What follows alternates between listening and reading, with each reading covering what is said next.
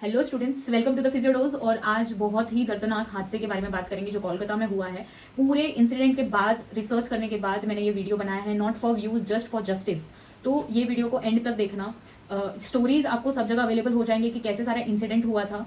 जैसे कि बहुत ही पॉलिटिकल पार्टीज भी इन्वॉल्व है इसमें जो एक्शन नहीं ले रहे, तो उसके एक्शन के लिए हम सबको खड़े होना पड़ेगा। As a NEET aspirant, as a medical student, as a human being, सबको खड़ा होना पड़ेगा। सिर्फ डॉक्टर्स यहाँ पर कैंडल मार्च करे, दैट इज नॉट इनफ।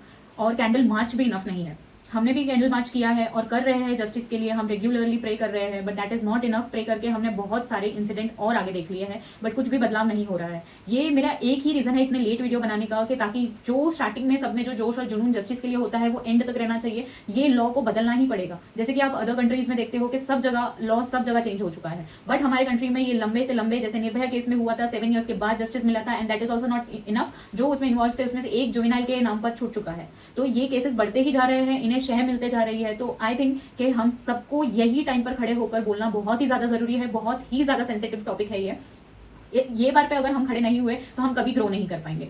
हर बार जब भी रेप केस होता है हम कैंडल लेके निकल पड़ते हैं सड़कों पर। क्या वो इनफ हो रहा है? हमारी आवाज ही नहीं पहुंच रही है लॉ तक। हाई कोर्ट, सुप्रीम कोर्ट, सब यहाँ पर फेल होते जा रहे हैं। हैशटैग जस्टिस सब जगह पर ट्रेंड कर रहा है, बट गवर्नमेंट को कोई भी चीज का असर नहीं हो रहा है। डोंट यू थिंक कि ये इनफ नहीं है? कैंडल मार्च से सिर्फ जस्टिस मिलना होता तो निर्भया के केस में 7 ईयर्स क्यों लगते?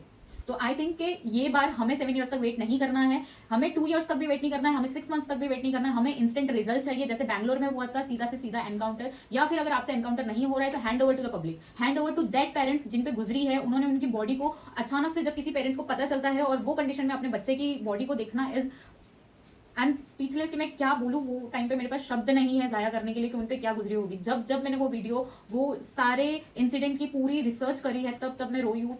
तब रूह कांप गई है कि इतना दर्दनाक कैसे हो सकता है। Can you guys imagine? हम सिर्फ सोचकर, सिर्फ वीडियोस देखकर, सिर्फ हैशटैग देखकर इतने इमोशनल हो रहे हैं, तो उन पेरेंट्स पे क्या गुजरी होगी, उस बच्ची पर क्या गुजरी होगी, वो जूनियर डॉक्टर पे क्या गुजरी होगी, वो किस दर्दनाक हादसे से गुजरे होंगे। तो I think candle march is not enough. Being a medical student, I think इस पे जरूर एक्शन लेना चाहिए और हम लड़ते रहेंगे एंड तक के। ये आज उसके साथ हुआ है, we don't know next is who, अगला कौन होगा, अगला किसका नंबर है। इवन ये इंसिडेंट के बाद हम जब सीनियर डॉक्टर्स के साथ होते हैं तो हमें उन पर भी डाउट आता है। कितनी बार हम भी सोचते हैं हम डिस्टेंस मेंटेन और ज्यादा करना है। कितनी जगह पर अलर्ट रहेंगे हम, कितनी जगह पर। आप अगर क्लोथ्स को मैंडेटरी करते हो कि नहीं आप साड़ी पहन रहे हो, आप जीन्स पहन रहे हो, इस वजह से हो रहा है, तो 4 महीने की बच्ची, 4 दिन की बच्ची, या उनके साथ में जो इंसिडेंट हो रहा है, बदलापुर में जो इंसिडेंट हुआ है, ये सारी चीज पर आप क्या कॉमेंट करेंगे?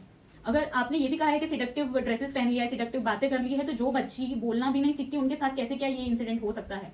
आई don't know what to speak, मेरे पास पॉइंट नहीं है, but candle march is not enough. सिर्फ इस वजह से मैंने ये लेट वीडियो बनाई है कि पब्लिक शांत आधे से ज्यादा हो चुकी है। मुझे नहीं लगता है कि अब जो एक्शन सारे एसोसिएशन ने लिया था वो सारा एक्शन अभी भी कंटिन्यू है, और ये सारा कंटिन्यू होना चाहिए, तब तक होना चाहिए जब तक जस्टिस नहीं मिलता। एंड कैंडल मार्च काफी नहीं है। आप कॉलेजेस बंद कर दो, स्कूल्स बंद कर दो, सारा सिस्टम हिल जाना चाहिए। जब एक दिन में लॉकडाउन लग सकता है, तो ये बार ये रेप केस के लिए लॉकडाउन क्यों नहीं? जब तक जस्टिस नहीं मिलता है कोई काम पर नहीं जाना चाहिए, सब कुछ रुक जाए। मतलब ये इकलौता इंसिडेंट होता तो समझ भी आता कि ठीक है ये नया हुआ है, लॉ को बनने में टाइम लगेगा, बट इतने इंसिडेंट रोज सुबह उठकर एक ही न्यूज, आज 4 साल की बच्चे के साथ, कल 80 साल की औरत के साथ, क्या हो रहा है ये कंट्री में? आई डोंट थिंक कि ये एक कंट्री में डेमोक्रेसी है, कंट्री में जस्टिस है, कंट्री में लॉ है। हर छोटी चीज के लिए आप जब इतने बड़े बड़े लॉ हम एग्जाम में कॉपी करते हैं तो आप इतना सब कुछ कर लेते हैं, तो इतने बड़े इंसिडेंट पर एक्शन क्यों नहीं लिया जा रहा है? तो मेरा बस यही कहना है कि फ्रेंड्स, आपने अगर कैंडल मार्च भी कर लिया है, सब कुछ कर लिया है, तो शांत मत बैठो। आपकी जिम्मेदारी सिर्फ एक कैंडल मार्च तक ही सीमित नहीं होनी चाहिए। कैंडल मार्च करने से भी कुछ नहीं हो रहा है तो और अदर एक्शन लिया जाना चाहिए, सारे एसोसिएशन से एक्शन लिया जाना चाहिए, सारी यूनिवर्सिटी से एक्शन लिया जाना चाहिए। Because she was also student, और स्टूडेंट से पहले वो एक ह्यूमन बींग है। हर आप अपने पर गुजरती हुई देखेंगे, कल शायद मैं रहूंगी, आप रहोगे, पता नहीं कौन होगा इस इंसिडेंट, और इससे भी दर्दनाक हुआ तो तब लॉ चेंज होगा? तब भी नहीं होगा। जब निर्भया के केस में नहीं हुआ, ये केस में नहीं हो रहा है, तो आगे भी नहीं होने वाला है अगर ये टाइम में एक्शन नहीं लिया तो।